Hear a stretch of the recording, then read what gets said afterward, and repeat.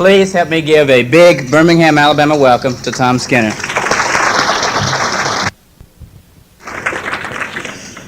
Thank you very much. It's a real privilege to have the opportunity to be here with you tonight. Let me make a suggestion before you started. You may want to stand up, move your chairs around, so like you see, you got your neck bent all this, so you don't want to do that for the whole thing. And there are people behind the pole, I can't even see you, and I know I'd like to. And you pull your chairs away from the table, you know, and get comfortable and stuff like that. Yeah, that's wonderful. Thank you.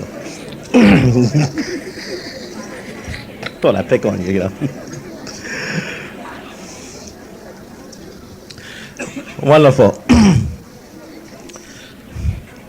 The last time I was in this hotel, I was speaking at the Hall of Fame, the Alabama Hall of Fame banquet, which was over at the Civic Auditorium, and I had just left one meeting, and myself and Bo Jackson were late trying to get to the processional, and Bo shows up with this immaculate, because it was a black tie, he had this immaculate tuxedo on and everything, and red Nike sneakers.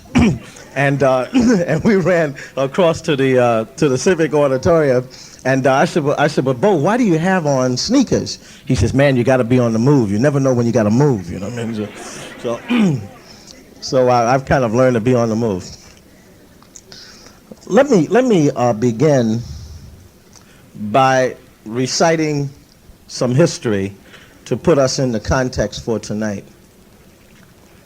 And to do that, I'd like to take you back about 360 years, when the first ships began to land in this North American continent then known as the New World.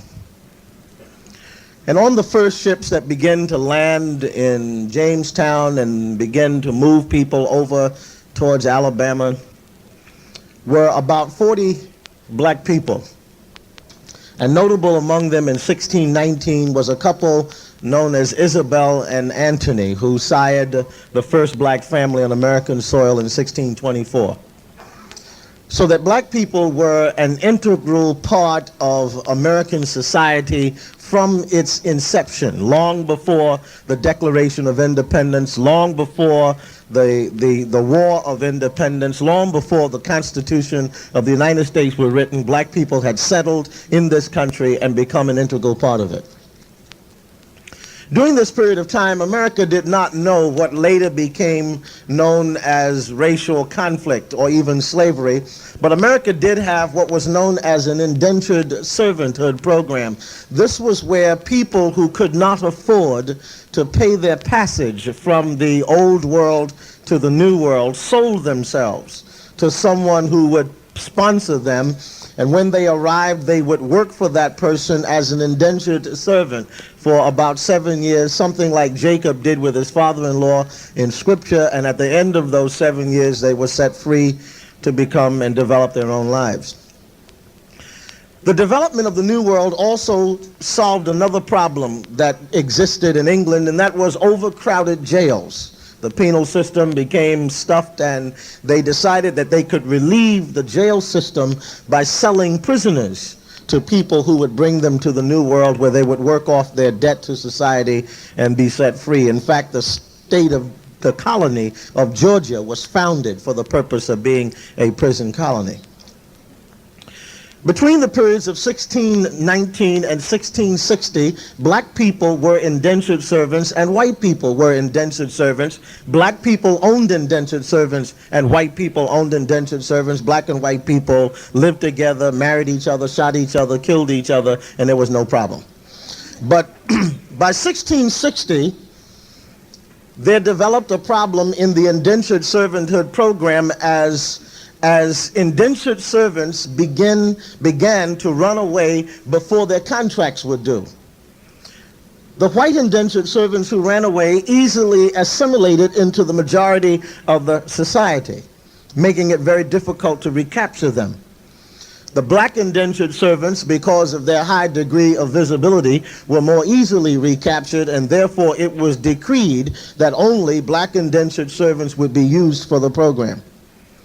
By 1700, slavery became a permanent way of life in American society. Now keep in mind that slavery was brought into existence for economic reasons. Slavery had nothing to do with racism. Slavery had nothing to do with color of skin. Slavery was pure and simple an economic program. The sparks of the Industrial Revolution had begun. The major commodity to develop the Industrial Revolution were textiles. The basic commodity for textiles was cotton, and the issue was how to produce a cheap form of labor that would develop the cotton, pick it, mill it, transfer it to the north where the finished textiles would be transferred and exported to the old world. America is first and foremost an economic society.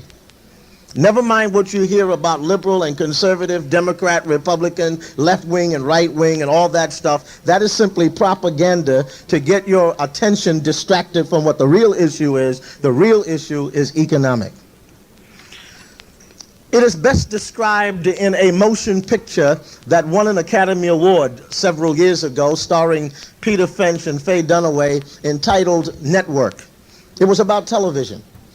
And the story centered around an aging but senile newscaster on the network who the executives at the station decided that they would replace for a younger, more aggressive anchor person.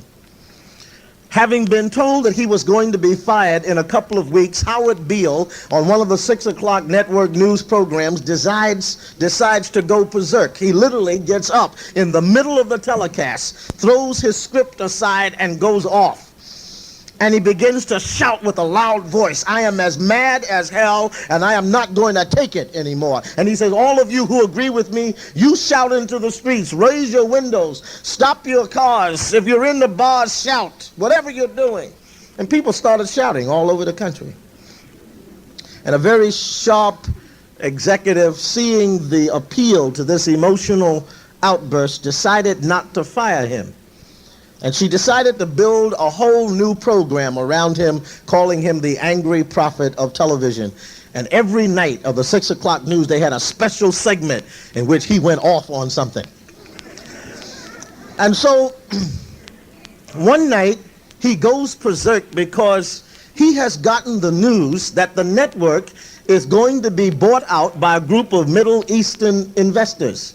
And the idea that the network could be owned, the news could be controlled by foreign investors was like anathema to him. And so he goes berserk and he tells the people, send telegrams right to the White House, right to the Security Exchange Commission, stop the deal. And overnight, millions of telegrams arrived at the SEC and the White House, and the deal was stopped overnight. The following morning, the owner of the network called Howard Beale into his office. And he took Howard Beale into this large room where the board of directors met from time to time. The room was empty and was mahogany wood all over the room, this long, beautiful mahogany table where 48 members of the board would sit when they meet. And he took Howard Beale and sat him down at the far end of this long table, and the owner went down to the other end and he peered down at Howard Beale and said, "You have interfered with the primordial forces of nature, and you shall atone." He says, "You're one of those idiots that think that there are ideologies and nations. You think that there are philosophies like communism and capitalism and socialism. You think that there is liberalism and conservatism and moderatism. You think that there are left wings and right wings and Democrats and Republicans. Well, there are no ideologies. There are no Democrats or Republicans. There are no left wing or right wing. There's no liberal or conservative." He says the only ideologies in the world are dollars, marks, pesos, francs, and yen. They are the only ideologies in the world. And you're one of those people who think that there are nations. I mean, you think that there is France and England and Germany and Czechoslovakia and Russia and America and Canada. There are no ideologies and there are no nations. The only nations of the world are Exxon, IBM, Eastman Kodak, and General Electric. When Richard Nixon was president of the United States, he took a trip to Russia and established in the Cold War struggle between America and Russia a thing that Henry Kissinger at the time coined détente. 90 days after Richard Nixon came back from his visit to Russia, Henry Ford, chairman of the board of the Ford Motor Company, began to build the first Ford Motor Company in Moscow. 90 days after Richard Nixon came back, David Rockefeller, then chairman of the board of Chase Manhattan Bank, established the first correspondent bank in Moscow, Russia. 90 days after Richard Nixon came back, Mr. Kendall, president of Pepsi-Cola Company and chairman of the board to re-elect the president, built the first Pepsi-Cola Company in Moscow, Russia. That was what the trip was about. It had nothing to do with the Cold War détente. It was about money. And what folk don't understand is that that is the issue. Black Americans still do not understand that America has only one thing on its mind. All the stuff that it does leads to that. And so slavery was an economic issue. It was an economic program. The second sector of the society that upheld slavery was the political system, because in America, whenever America wants to do something economic, it must turn to the political system to create the legal atmosphere to make it happen. And so the legal system, somebody would raise the question, how do you justify mistreating people like that? How do you justify enslaving and brutalizing people? And someone would respond by saying, suppose they are not people. And so the Constitution of the United States was written and amended to say that black people were 3/5 of a person.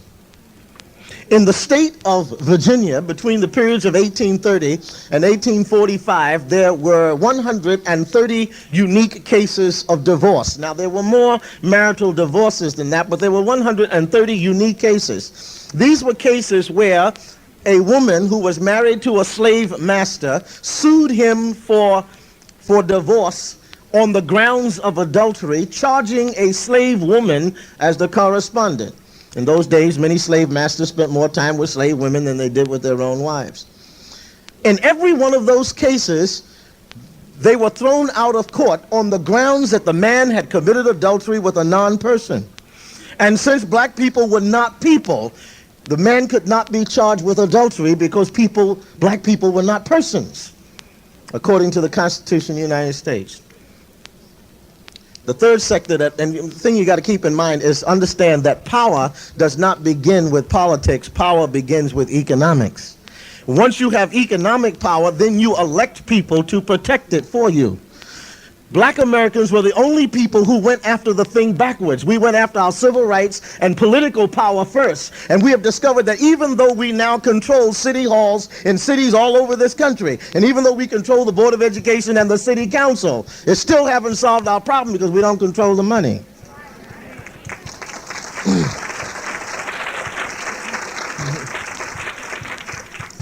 The third sector that upheld slavery was the religious sector. Whenever America has wanted to do wrong, whenever America has always wanted to do wrong, it has also had to turn to the religious sector to provide the theology to make it palatable. And so groups of ad hoc biblical scholars developed in those days saying that God had ordained black people to conditions of servitude. And they quoted and misquoted and created interpretations of stories like Noah cursing his son Canaan after being discovered drunk and naked one night, and his son laughed and mocked his drunkenness, and Noah curses him and his children the following morning. And they tried to argue that Noah's son was a descendant of a black person, and that therefore what Noah had really done was cursed all black people and relegated them to conditions of servitude.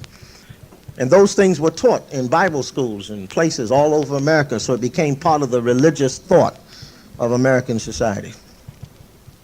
So armed with religion, armed with politics, and armed with money, slavery became a way of life. The tragedy was that slavery in America destroyed family relationships. Families were not allowed to exist in great numbers on slave plantations. Marriages almost never occurred. The master developed rather what was known as a stud system, where a healthy male was forced to cohabit with a healthy female. When the woman became pregnant, the man was moved to another quarters to do the same thing. In the course of 10 years, he could have brought into the world 100 children, but never allowed to father any of them. Very few children went around the plantation saying mommy or daddy because they didn't know who they were. Some benevolent slave masters did allow temporary marriage ceremonies to occur, in which he would himself perform the ceremony with these words: "Do you promise to stay together until death, or distance do you part?" And the distance meaning that every October on the slave blocks, families could be separated. Children sold in one direction, mother sold in the other, father sold in the other, so families never stayed together. And what you must understand for Black America is that we have had less than 125 years to put our family structures back together. Well, 1865 came, Emancipation. And what Emancipation said was black people are no longer slaves. It defined them as no longer having slave status, never defined black folk as persons. And so the society turned to this former slave and said, now that you are free, you must settle down, become the husband of one wife, the father of your own children, and you must assimilate into American society and produce stable family life. And they expected this former slave to undo in one night what he had been forced to practice for 250 years another way. And the absolute amazing part about it was that they began to do it. And through programs of self-help and self-determination, black folks started literally pulling themselves up by their own bootstraps. They went out and started building their own educational institutions and building their own colleges. And they started insurance companies, and they started banks, and they built stores, and they started businesses, and they started thriving. And in that period known as Reconstruction, a tremendous metamorphosis took place in this former slave, so that in 1872, only 7 years after emancipation, a black man was elected the governor of the state of Louisiana. By 1876, black people were the speakers of the state legislatures in Alabama, Mississippi, South Carolina, Florida, Louisiana. And this former slave started making fantastic progress inside of 13 years. Then voices began to develop which said this former slave is moving too far too fast. He cannot have all of these marbles at one time. These people must learn that these things take time. They must gain freedom and power on a gradual basis. And these voices became more prolific and they became louder. And so by 1888, they had begun to develop movements in the South. White citizens' councils, Ku Klux Klans became strong and powerful and violent. The Electoral College got tied up in the election, the latter part of the 1880s. And the electoral process for the first time in the voting history of America got bogged down and had to be decided by the Electoral College. And Mr. Hayes, in order to be elected president, entered into a compromise with Southern politicians in which he promised that if he were elected, he would end Reconstruction, withdraw federal troops from the South, and allow black people to be dealt as those in power felt need to. And that compromise was signed and sealed in the Alexander Hotel in Washington, D.C., which was ironically at the time owned by a black man. And the beginning of the 1890s started sealing the doom of black people in American society based on the progress that they had made in just 15 years. Black people were bodily, by vigilante groups, bodily picked up, who were elected to the late state legislatures and bodily thrown into the streets. By this time, almost 15 black people had been elected to the United States Senate and the U.S. Congress, and they were driven out. The last black person to appear in the United States Senate was 1892. There would not be another black person until 1964 when Edward Brooke of Massachusetts would be elected. And the last black person in the U.S. Congress was 1899, and there would not appear another one until Dawson of Chicago, and then following him, Adam Clayton Powell from Harlem. The nation went backwards. In other words, black folk made more progress in the 15 years following slavery than almost all the time since. We owned businesses and banks, controlled finances in our own community, built colleges and universities and churches. We started businesses. We educated our children. We learned languages. We made rapid progress. And then suddenly it halted.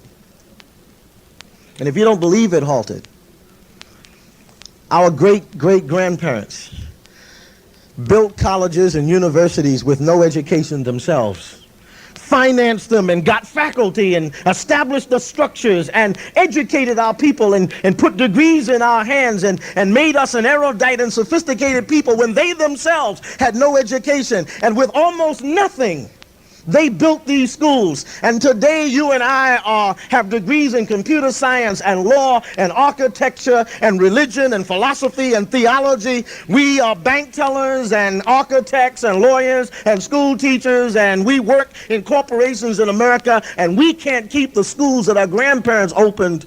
We can't keep them open.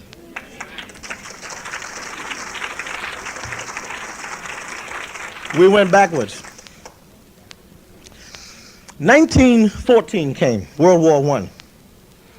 Black men put on an American uniform and went off to defend America as the land of the free and the home of the brave. Now, you've got to give him credit. We had been disenfranchised, relegated to fourth-class citizenship, denied the right to vote, could not buy a home in any neighborhood he could afford to live in. His women could be raped in front of him, and he could do nothing about it. And yet he put on an American uniform and went off to defend the nation that denied him access. And as a result of being stationed in the armed forces and in the military installations in the North, black men began to send word back to the South that the North was the promised land. And between the periods of 1910 and 1950, there's this mass migration of black people out of rural areas into urban areas. And in less than 50 years, we went from being 90% rural people to 90% being urban people.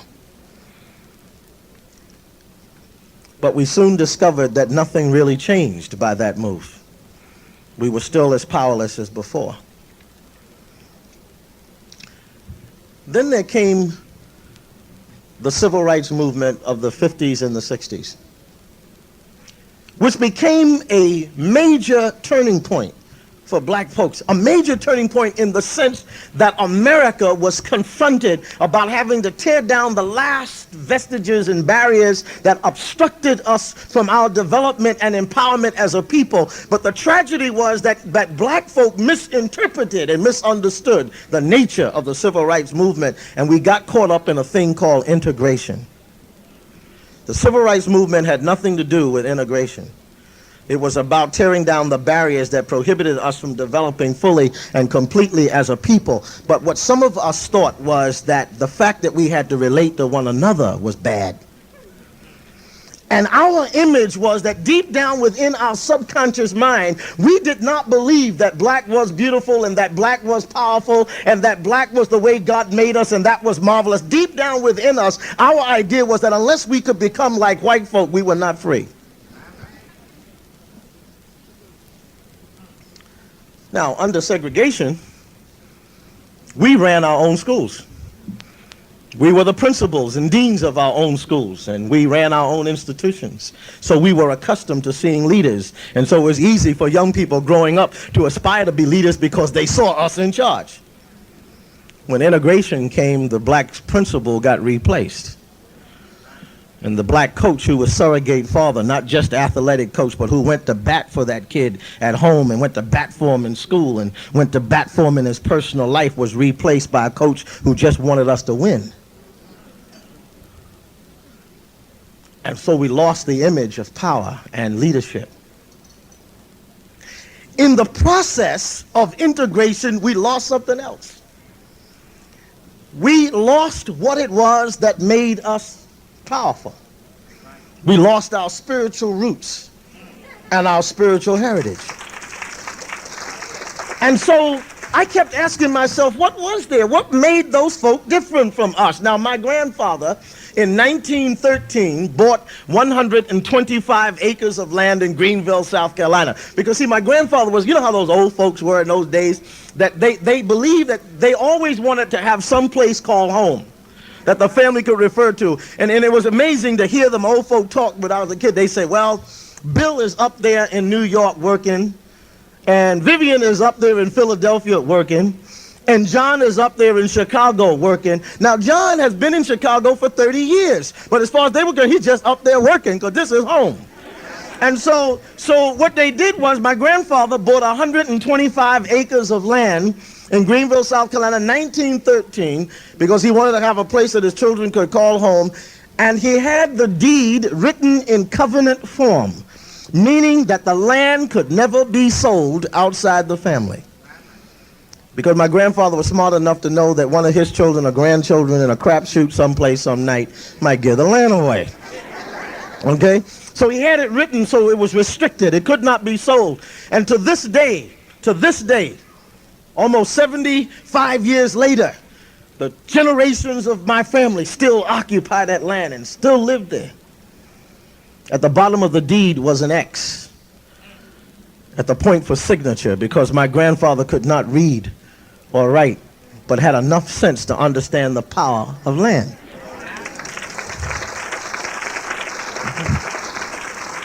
Now, in my grandfather's generation, there were 10 million black folks in America, 10 million African Americans. These 10 million black folks owned 16 million acres of land. In 1913, 10 million black folks owned 16 million acres of land. No education, Ku Klux Klan breathing down their backs, denied the right to vote, having none of the amenities that we have, but they own 16 million acres of land. Now here we are, erudite and sophisticated. Regular paychecks, man, we have pension funds and we have ID cards, photographs on the ID that say, I work in this here company.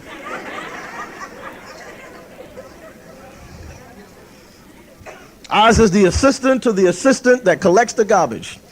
Now we got the titles and we got the positions and we're making the salaries, and we go to the beauty parlor twice a week and we get our fingernails manicured and we wear sharp vines and we drive sharp clothes and we live in nice houses with beautiful upholstery, and we are 30 million strong and we only own 3 million acres of land.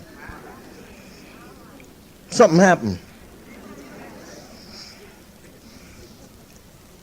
Those old folks, like my grandparents, had 12 children, kept the whole family together, and stayed married for 50 years. No Dr. Spark, no sociology books, no courses in psychology. What was it that they had that now here we are with our generation, smart? I used to come home from school, you know, in college on weekends and stuff, and my grandmother would ask me what we learned, and I would tell her all these wonderful, sophisticated things I was learning. I told her about existentialism and neo-rationalism, and I told them the difference between Plato and Socrates and Aristophanes and Spencer and Spinoza, and I talked to them about the eschatological ramifications of metaphysical philosophy. I was cool, man. I was heavy.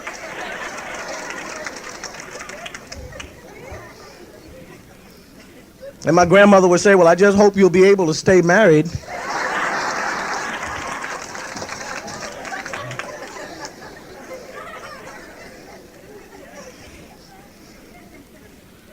Now, my grandmother had a problem. And while I'm on this, let me just say, you know one of them problems? When I was 6 years old, one of my grandmothers was 72. I was 6, my grandmother was 72. Today, we got kids who are seniors in high school whose grandmother's not 45. Which means that there is no time for wisdom to develop. In other words, the wisdom factor has shrunk. So the kids have no place to go where they can get and talk to people who really have been through the mill and who've got the experience because the stuff is tightened down. And we have babies having babies. Girls walking down the street, sucking their thumb, holding on to a baby. And the brother, wherever he is, believes that he is so cool that the sisters just can't resist him. But no moral frame of reference about the responsibility that goes with that. Well,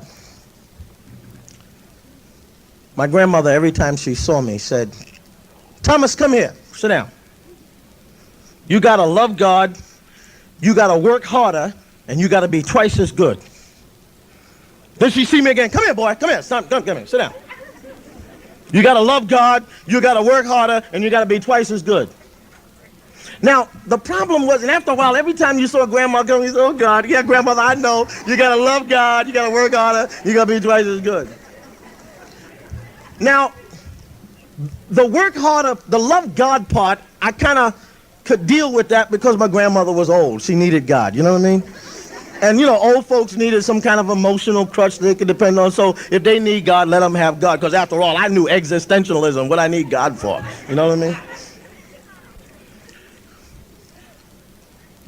The work harder part was not a problem because I was enough of an athlete to know that if I wanted the competitive edge over people, I had to work harder than the next guy. So I'm hoping that when I'm out running and pumping the iron and drilling and practicing and paying the price, I'm hoping that the guy I got to play against is not doing this. Okay? And so I knew that you had to work harder than the other guy. So I had no problem with that. It was the twice as good part that bothered me. And I would say, "Grandma, what do you mean I got to be twice as good?" She said, "You got to be twice as good because there are no equal black folks." I said, "What do you mean there are no equal black folks? Haven't you heard about the civil rights movement? Don't you know what we out in the streets dealing with? I mean, we out there dealing with the man, talking about our equality now. What do you mean I got to be twice as good?" She said, "There are no equal black folks. You got to be twice as good to be equal." I didn't like that. But you know, the funny thing was when I picked up the sports page at the end of the baseball season, somewhere around October, they list out all the players in baseball, and they list down their batting averages. They start with the guy who hit .005 all the way down. And when it starts with the lowest batting averages between 100 and 175, you find, about that much, people like that. Then when it gets from 175 to 250, there are a whole bunch of people get big. Then from 250 to 275, it starts getting smaller. 275 to 300, it gets smaller. 300 on up, it gets smaller until you get to this select group up there around 325. And sure enough, when you put a circle around all the black ball players, the average batting average in baseball is about 250. What that simply means is that the batter gets one hit every time, 4 times at bat. But when you start circling the black ball players, you start noticing they hit 290, 295, 300, because the black ball player can't hit 250 year after year and stay in the majors. There are no equal black folks. That's the reason I say to the kids in school that you can get a C if you want to, but a C is failing. Because there are no equal black folks. You can't allow language like, "Well, I'm just as good as anybody else," because that don't fly if you're black. You can't be as good as anybody else. Because that's the nature of America. Now, and somewhere along the line, it's got to start being re-preached in our community that we got to have more discipline and more commitment. We have to be better. We have to reject mediocrity. We have to refuse to be average. Well, so we turned our backs on their spiritual roots. And that no matter how bad things got for that generation, even when they went off track, they could always be called back to something. Somebody could remind them of the moral and spiritual frame of reference and call them back. But you know what's happened to us? Our generation has no spiritual frame of reference, so we have nothing to be called back to. And now we keep asking ourselves, why don't our families work?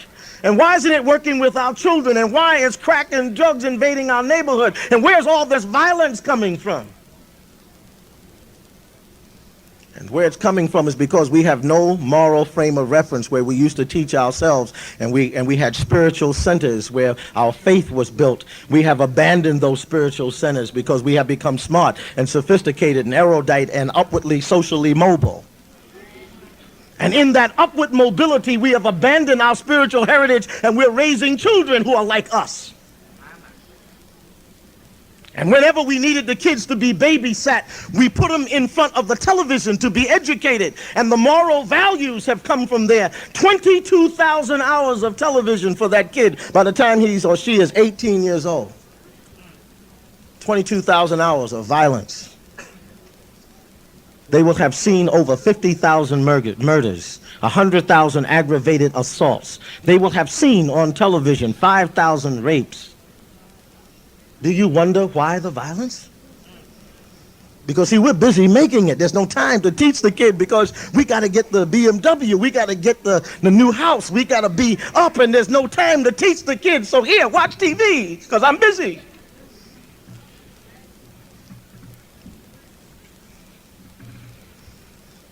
And then there's this thing happening between male and female in our community. The Moyers report started off with a illustration of 5 young girls holding their babies. And one girl who became their spokesman said, "My mother didn't need no man. I don't need no man. My child won't need no man." And then they went over and they asked the girl, says, "Well, wouldn't you want the father of these children to assist you in the raising of them?" And here was the girl's exact answer. "No. Him is pitiful. Him can't help himself." So the reporter said, "But then why do you keep relating to him and having children with him?" And here was her response, her exact response. She said, "I guess I've always had a weakness for bow-legged boys." In other words, the extent of her education about men was that. Then when they interviewed the brother, he believed that he was God's gift to women, man. I mean, he says, "I just have this thing with the sisters. They can't resist me." And so he said, "Well, don't you believe you have some responsibility for the children that you have brought into the world?" And here were his words. He says, "No, hey, look, any woman that I relate to, if she becomes pregnant, it's on her." A society that doesn't accept responsibility. And then there is our powerlessness as a people. You see, where we ultimately keep getting jerked around is we have no power. Because we believe that being powerful has to do with being liked and accepted by somebody else. We don't believe that there's power in being liked and accepted by one another. So our love for one another has dwindled and left us powerless. It was in the 70s when the NAACP was involved in a boycott in the state of Mississippi. The people that they were boycotting against took them to court on the grounds that a boycott should be illegal. While the case was in court, the judge of the Supreme Court of the state of Mississippi ruled that the NAACP had to put up a $1 million bond. The NAACP couldn't come up with it. They put the word out to try to raise it, and they couldn't get it. And so they had to appeal to people outside of our community to come up with a $1 million bond. And from that day on, the NAACP has never really belonged to us, because whoever pays the piper calls the tune.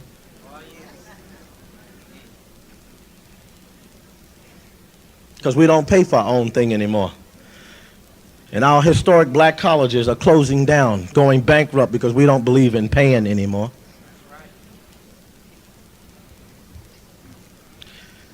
Do you realize that African American people last year bought $600 million worth of candy? We eat $600 million a year worth of candy, just African Americans. We don't own one candy factory. We eat 52% of all the potato chips eaten in America. We don't own one potato chip factory. We eat 55% of all the peanuts consumed in America. We don't own one peanut factory. We drink 38% of all the Coca-Cola drank in America. Do you realize that if black people decided for 90 days not to buy Coca-Cola, they are in deep trouble? That's how powerful we are. We only own one Coca-Cola franchise in the whole country. And so we poor-mouth it. Well, you can't expect us to do anything because the man won't let us. And you can't expect us to do anything because we don't have. What do you mean we don't have it? The income of African American people last year was $253 billion. That's how much money passed through the hands of black folk. $253 billion. Now let me tell you what $253 billion is. If we were a nation, if we went off somewhere and formed our own country, with $253 billion in annual income, we would be the 10th most powerful nation on the face of the earth. There would only be 9 other nations with more income than we do. Black folks' income exceeds the income of the whole nation of Canada. What do you mean we don't have anything?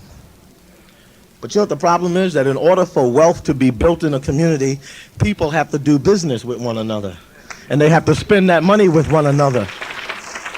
And since we don't like one another, we don't do business with one another. We really believe that the other people's ice is colder and their milk is whiter. We really do believe that.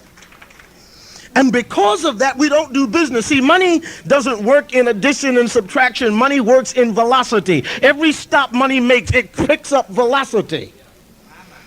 And that the way wealth is built in a community is that if you need a mattress, you find somebody in your community that sells it. And if you need carpet, you find somebody in your community that sells it. And if you need nails, you find somebody who sells nails. And if you need a hammer, you find somebody in your neighborhood who sells a hammer. And everybody keeps looking for somebody in their neighborhood who has the thing that they want. And if you keep doing that, the money keeps picking up velocity. And the people in that community then can start deciding what they want.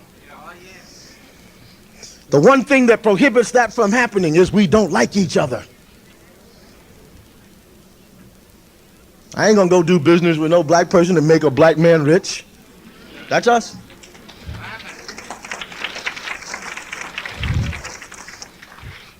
And on top of that, the quality isn't good. You know why the quality isn't good? Because you don't do business. If the word is known that you're gonna spend your money in the neighborhood, somebody's gonna qualify to get your money.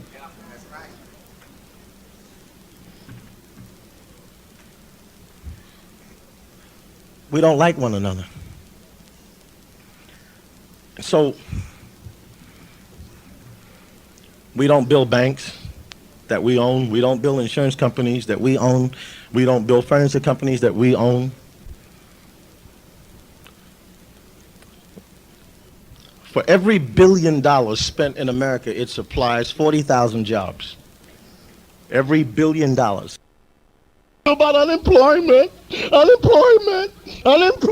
We need more jobs. No, you don't need more jobs. You need to spend more money with one another. It will give you the jobs.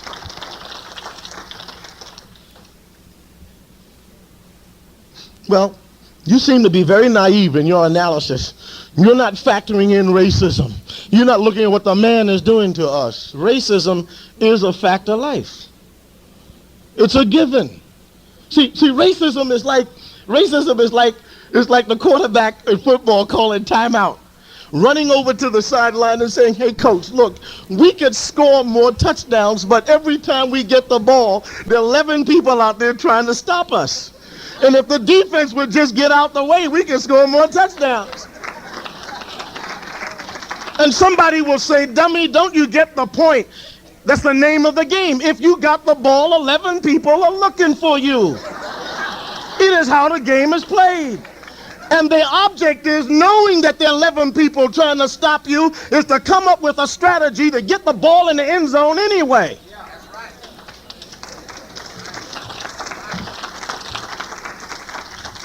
I mean, can you see in basketball in the playoffs, the Bulls or the Knicks or the Lakers or somebody calling timeout, middle of the game, going over to the sideline and says, "Hey, coach, we could score more baskets, but every time we go up for a shot, somebody's standing there with their hands in my face. And if the guy would just get out the way, I could make more baskets. And finally, somebody would say, dummy, that's the object. If every time you go up there, somebody trying to block the shot, and the name of the game in basketball is to find a way to put the ball in the hoop with somebody with their hands in your face. And I am saying racism is a given. If you are black in America, there are folk looking for you. And our job is to come up with a strategy to put the ball in the end zone anyway. And that if you are black in America, somebody has got their hands in your face.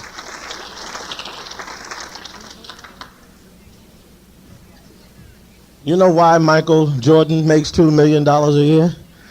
Because he don't care how many people got their hands in his face. I mean, he gets up in the air while he's in the air and finds out that I'm not going to make it this way. He invents stuff while he's in the air. Creates stuff. Shots that are not in the book.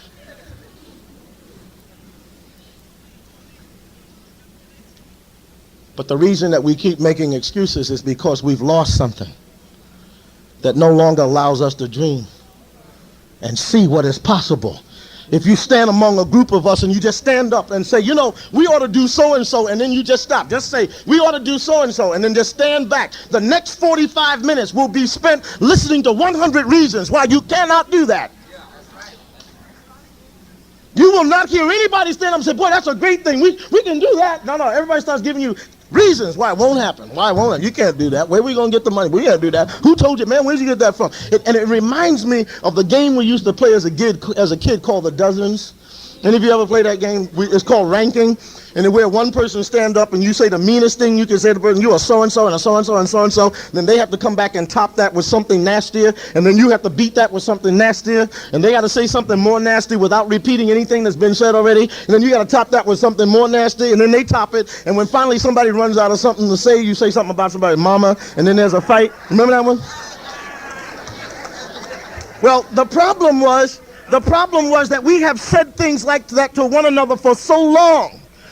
So when somebody stands up and says, I'm going to do so-and-so, the first reaction, where you get that idea from? Boy, who told you you could do that? Girl, you must be out of your mind. You going to do what? And we keep driving each other down because we've come to believe we cannot do it.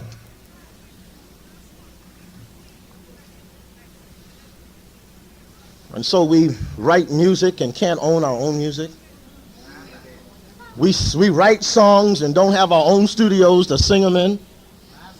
We create music and songs and we don't have our own record companies to stamp them.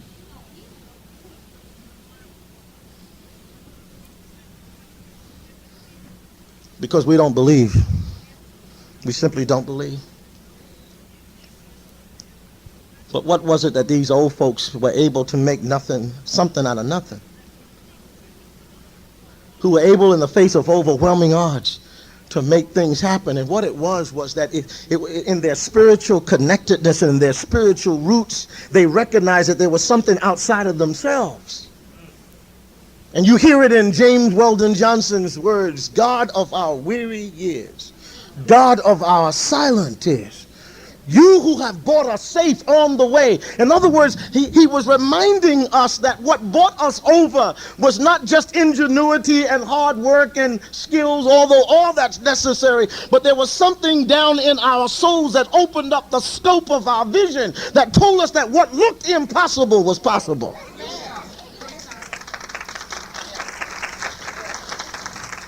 And that was our spiritual heritage. We somehow in our history had an understanding that God was the God of the universe, and that by being rightly connected to him, we could overcome anything. Somehow we've gotten to the point we don't believe that no more. Now, there's several reasons for that. One is that we keep tying God to institutions. God is not an institution. We keep tying God to society. God is not society. And in the process of doing that, we have moved away from understanding what it takes to set a person free, really free. We are the first generation to take our lives. First generation to commit suicide in large numbers. Black folk never committed suicide. We didn't even jump off the ships when they were bringing us over. We were people who believed in the sacredness of life. We withstood the pain and the agony, but the one thing we didn't do was kill ourselves. And now we're faced with a generation that don't want to live. And it wouldn't be bad if the suicide was being committed by people who were 50, 55, 60 years old who can say, look, I lived for half a century and it's not worth it. But it's folk who are 20 and 25 and 30 years old who have not tasted life, who are saying, I don't want to live. Knocking ourselves out with drugs because we don't want to live. We need something to silence the pain. We can't deal with it. And we don't know pain the way our old folks who paved the way understood pain, and they didn't cop out because they had something else. And while I laughed at it and I mocked it and I tried to ignore it, my subconscious mind could not reject the strains of what I heard my grandmother saying in the back room when things got tough. My hope is built on nothing less than Jesus' blood and righteousness. I couldn't get away from that. As erudite and as sophisticated as I wanted to be, I couldn't get away from hearing Amazing Grace, how sweet the sound that saved a wretch like me. I once was lost, but now I'm found. Was blind, but now I see. I couldn't escape it. Blessed assurance, Jesus is mine. I laughed at it, I mocked it, I thought they were old and stupid and ridiculous because they needed some sort of spiritual crutch. But that spiritual crutch, whatever it was, they didn't need drugs, they didn't need violence, they didn't need suicide.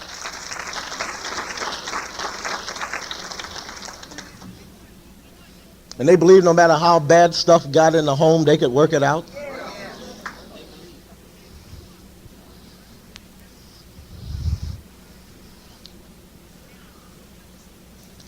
Let me close with this illustration. It was a man who lived about 30 years after Jesus. He put it this way. He said, the will to do is present with me, but how to do it I cannot discover.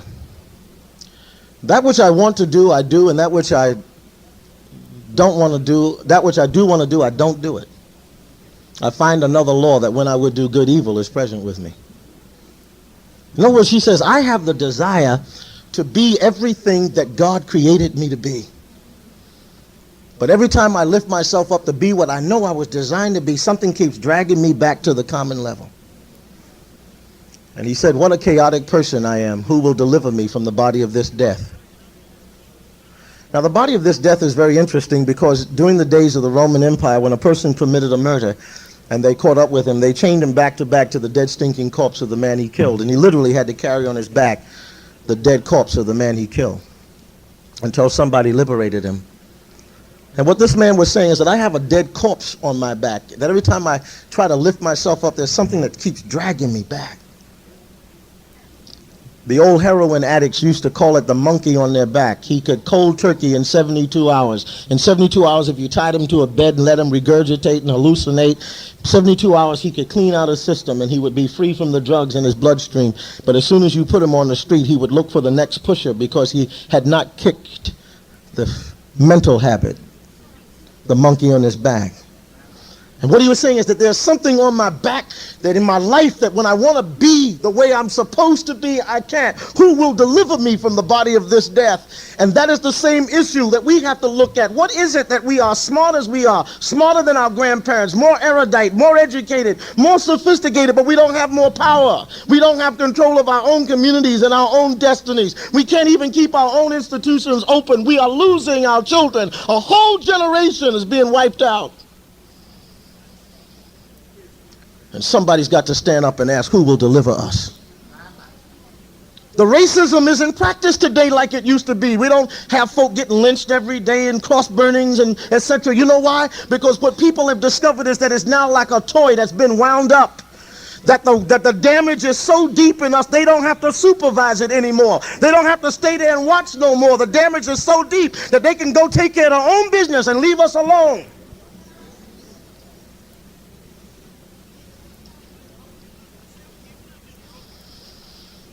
who will deliver us? And the man answered his own question. He says, I thank God through Jesus Christ. And I keep asking myself, how does he arrive at Jesus? And he arrives at Jesus by the process of elimination. Nothing else is working. We used to say, look, money would solve the problem. We have more money than we dreamed of having 20, 30 years ago. We got this mushrooming, growing middle class. And some of us are so middle class and so upper middle class that we're not in touch any longer with the other 40% of us who aren't. We don't even know them.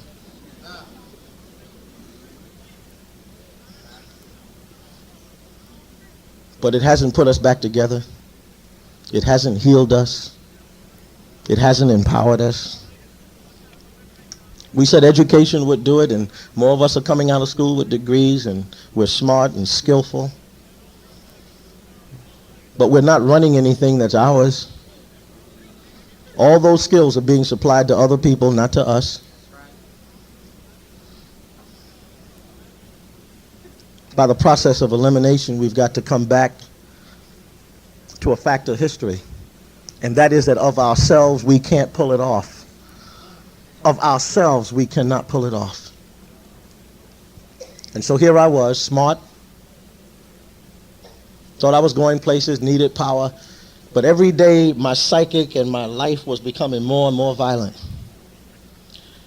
And I got to a point where I became leader of the largest gang in Harlem, and for years began to live just an absolute violent way of life. I could get to the point where the violence was a habit. And I could put my knife in a person's body and be undisturbed about it, bust a bottle across his head and not be moved. And that became my life. Because I thought that was power, controlling people and controlling territory. You didn't have to tell me it was wrong. I knew that. That's not the point. I needed the power. Until I came face to face with a truth that my grandmother had been trying to communicate for a long time. That 1900 years ago, something very powerful took place at a place called Calvary. And in that place called Calvary, a man died in my place. And the man was God, in flesh, in the person of Jesus Christ. And that what he gave on that cross was the opportunity for me to be set free from my own self-destruction. Because it wasn't a question that wasn't smart I was. It wasn't a question of education I was getting it. It wasn't a question of opportunity. I knew how to seize it. It was I had no control over me. I was self-destructing in my own violence. And I was told that what took place in a simple act of death on a cross 1900 years ago, that God had arranged for my self-destruction to be put on this person called Jesus Christ. And that when Jesus was nailed to the cross, Tom Skinner was nailed to the cross. And that 3 days later, when this person got up out of the grave, victorious over death, hell, and the grave, it wasn't just another religious leader doing something miraculous, but that he was making it possible for his resurrected life to take up residence in my life. And the resurrection of Jesus Christ cascaded down through history 2,000 years ago and found an angry, violent gang leader self-destructing and revolutionized my life. I stand here tonight to tell you that this person, Jesus Christ, is not a religion, because I had that. I was going to church every Sunday. And I had gone through the motions. It hadn't changed my life. But that this person, Jesus Christ, wanted to take up residence in my life. He wanted me to give my life to him so that he could transform me from the inside and open up my horizons. He wanted to set me free from my own independence and self-destruction. He wanted to take the monkey off my back. Yeah, all right. And that all I would have to do by faith was to give my life to him. And so that night I prayed a very simple prayer. It went like this, in which I said, Lord, I don't understand you. I don't dig you. I don't know where you're coming from. But I do know I need you. And if what I'm hearing is true, I now give you the right to take over my life. Now, I had all the arguments. Show me God. I can't see God. I can't touch God. You know, all that kind of stuff. Well, there were lots of stuff that I believed that I couldn't see, touch, or feel. That wasn't the issue. And I had the other thing about the hypocrites in the church and all these people who played. That was true. But you know what I discovered? If you go in the supermarket and you run into the section called margarine, if you keep looking, there will be some butter nearby. Because wherever there is fake and imitation, it means that the real thing is not far away. The only reason that people fake stuff is because they're trying to imitate what's real. Nobody imitates an imitation. Nobody says, I'm going to play like I'm margarine. Everybody says, I'm going to play like I'm butter. The reason that there are people who want to be fake Christian is because somewhere there's the real thing. Somewhere somebody has discovered that Jesus is real. So don't be using the excuse about all the hypocrites in the church. That will not help you. Because after you deal with all the hypocrites and all the fakes, you're still left with one essential question. What are you going to do with Jesus? And what are you going to do about him? I am simply saying that there was a time when African American people in this country were the moral conscience of this nation. We were the standard by which other people sought to morally live. Even while being oppressed, people recognized that we were the moral conscience of the nation. And somehow we gave it up by abandoning our spiritual heritage. And I am arguing with you tonight that our full liberation rests on us coming back to that. And it is personified in the person of Jesus Christ. Now you say, well, Tom, listen, man, I mean, like, there are many great religious leaders and many great people that Christianity is not the only and greatest religion in the world. I agree with you. I agree with you that if you laid Christianity down next to Mohammedanism, down next to Confucianism, down next to Hinduism, down next to Zoroastrianism, that one of those religions may be superior to Christianity. I have no problem with that. But I'm not talking to you about religion. In fact, I wouldn't cross the street to get you interested in religion. Religion is whatever a person feels to be of ultimate value and taking action in light of it. So you can be a communist, an atheist, a Baptist, Methodist, Presbyterian, or whatever, and be religious. If you remove the religions out the way, take Christianity out the way and take Hinduism out the way and take Mohammedanism out the way and take Confucianism out, just clear the religions out. And now you lay Jesus down next to Abraham, down next to Muhammad, down next to Confucius, down next to Buddha. Now you have no comparison, because I can take you to the graveyards of those other dudes. Jesus is alive. The grave of Jesus is empty. He is alive from the dead. He is not a religion. He is a person. He remains our only hope for liberation. Remember that what brought us over was the fact that the folks believed that. What took us through the Red Seas of segregation and slavery was because folk believed that. And what caused us to overcome disaster was because folk believed that. Around January, we like to celebrate the birthday of Dr. King. And we love to laud him and praise him. But you got to remember, what was that made Dr. King what he was what he believed. And Dr. King did not pray to whom it may concern. I'm saying that we got to come back to our roots. And so I came back. I came to a point in my life in which I said to Jesus Christ, I give you the right to own me and to live your life through my redeemed blackness. And I trust you to become the strength I need to not only be engaged in my own liberation, but in the liberation of our people. I submit to you tonight that the hope of our people rests in us getting the moral and spiritual fiber of our lives brought back, to bring our spiritual lives back into subjection to the lordship and the authority of Jesus Christ. And that our hope and liberation lies in getting our spiritual roots straight, so that we can begin to do the powerful things that need to occur that lead to our economic and our political and our educational liberation, where we start learning to love each other and care for each other. And this is not being against anybody else. It is simply learning to be for ourselves and to understand that God is committed to help us do that if we're willing to put our faith in him. You say, well, Tom, how does that happen? It's very simple. God has already executed the plan that will set you free. God became a man in Jesus Christ. Jesus Christ already bore in his own body your sin and my sin. He is alive from the dead, prepared to live his life in any person who trusts him. I have trusted him. I can tell you for a fact that he will change your life. You have never been anywhere near the kind of violence that I live. You are a nice, respectable person. But the question I do leave you with is this. Can you say that Jesus Christ is running your life?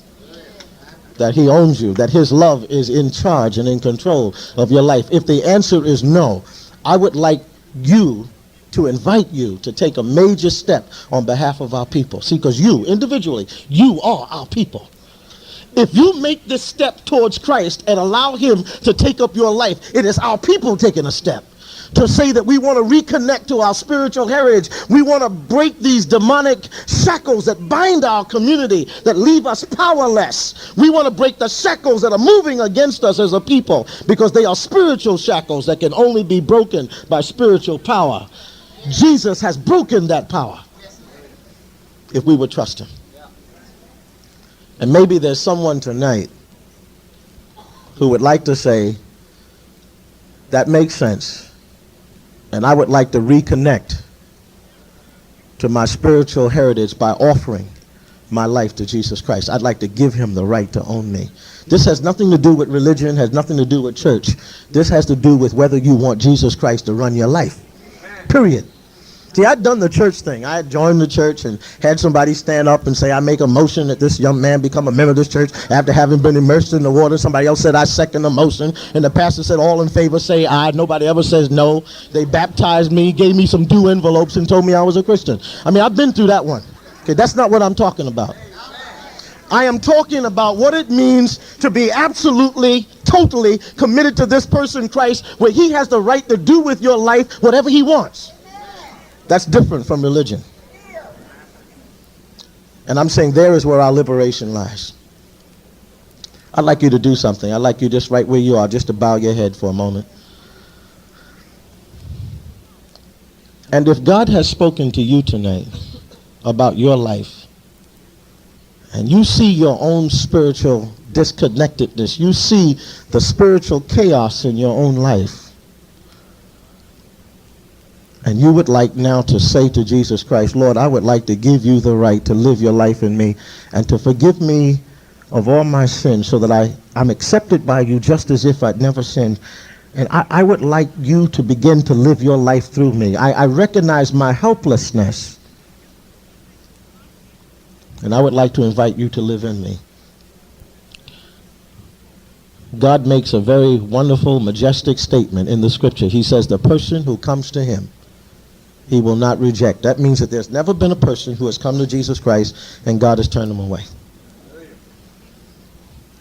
The salvation of our people is that we need spiritual renewal in our community. And I would like you to join me by saying, Lord, I want that renewal for my community to begin with me. I would like to come back to the God that James Weldon Johnson talked about. The God who has brought us safe on the way. I'd like to come back to the God that protected and guided our people in the most violent and destructive periods of human history.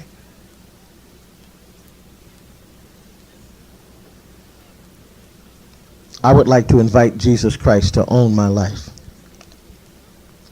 If you would just in your own words tell God that, the Bible says that at that moment God would come to take up residence in your life.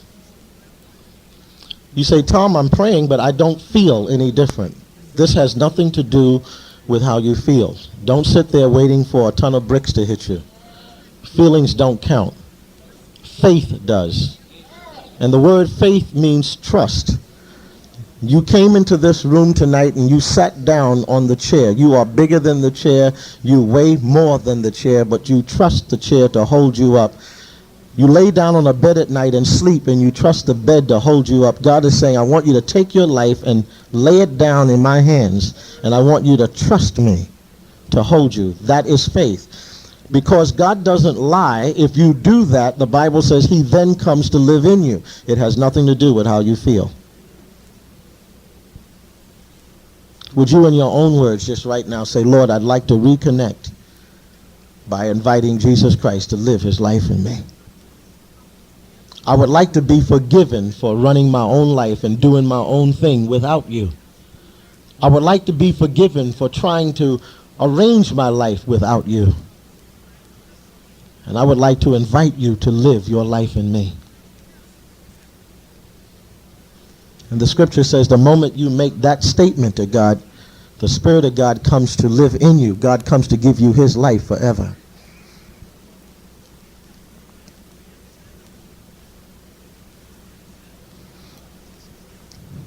While every head is bowed and every eye is closed and we're praying, I'm going to ask any person who is praying that prayer, who really would like Jesus Christ to take your life tonight, would you just right where you are so that I can pray for you? Just slip your hand in the air, which will signify that you want me to pray for you because you would like to trust Jesus Christ with your life. Would you just put your hand up? God bless you. Is there others? God bless you.